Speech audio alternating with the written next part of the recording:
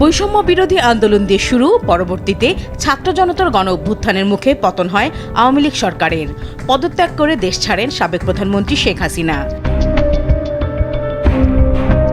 আওয়ামী লীগ সরকারের পতনের পর ৫ জন ভিআইপি আসামিকে রিমান্ডে নিয়ে জিজ্ঞাসাবাদ করছে ঢাকা মহানগর গোয়েন্দা পুলিশ।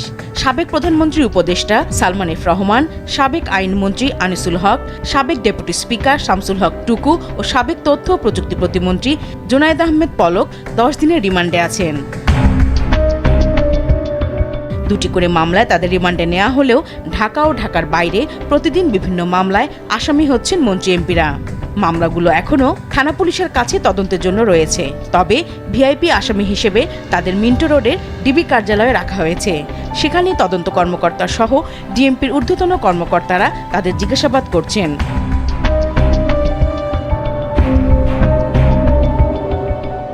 তদন্ত সংশ্লিষ্ট সূত্র জানিয়েছে, রিমান্ডে নেয়ার পর থেকে ভিআইপি আসামিদের মধ্যে সবচেয়ে বেশি ভেঙে পড়েছেন সাবেক তথ্য ও প্রযুক্তি প্রতিমন্ত্রী জুনায়েদ আহমেদ পলক। রিমান্ডে কিছু জিজ্ঞেস করলেই হাউমাউ করে কান্না করছেন।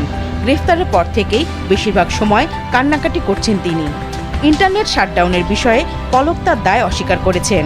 তিনি বলেছেন, গোয়েন্দা সংস্থার প্রধান ও এনটিএমসির মহাপরিচালক সাবেক সেনা কর্মকর্তা জিয়াউল আহসানের নির্দেশনা মেনে তিনি ইন্টারনেট শাটডাউনের সিদ্ধান্ত নিয়েছিলেন।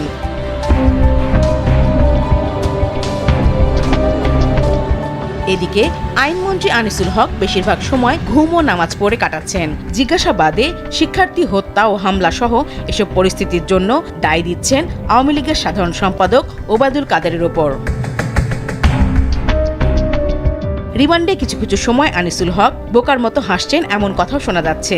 এদিকে সালমান এফ রহমান জিজ্ঞাসাবাদের বাইরে বেশিরভাগ সময় ঘুমাচ্ছেন এবং নামাজ পড়ছেন।